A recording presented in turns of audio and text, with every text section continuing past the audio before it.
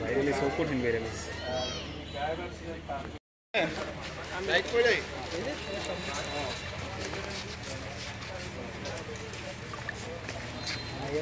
একটু পিছনে আসি সবাই একটু পিছনে পিছনে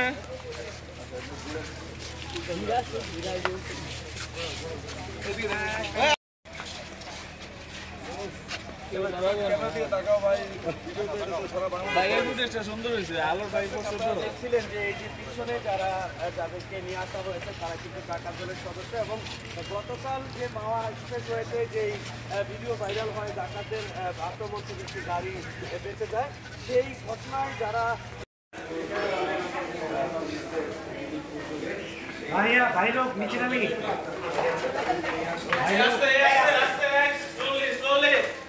সামনে একটু আসতে ভাই একটু আসতে একটু আসতে একটু দাঁড়ান একটু দাঁড়ান আসেন না আওয়াজ দেন না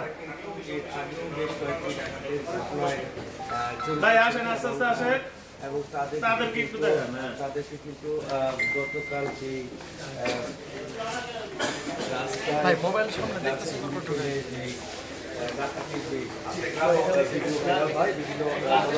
বাইরে যারা জড়িত ছিলেন নিয়ে আসা হয়েছে এবং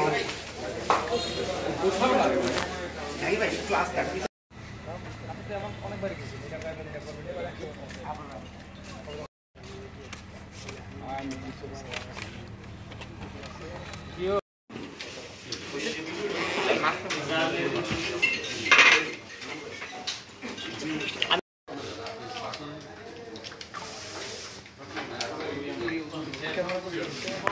বললাম সিএনজি কামালকে আমরা আরেকটা মামলায় আমি আসার পরে সেপ্টেম্বরে গ্রেফতার করেছি এবং আপনারাই ছিলেন ওই সাংবাদিক সম্মেলনে ওই পিস্তলের ছবিও আপনারা নিয়েছেন।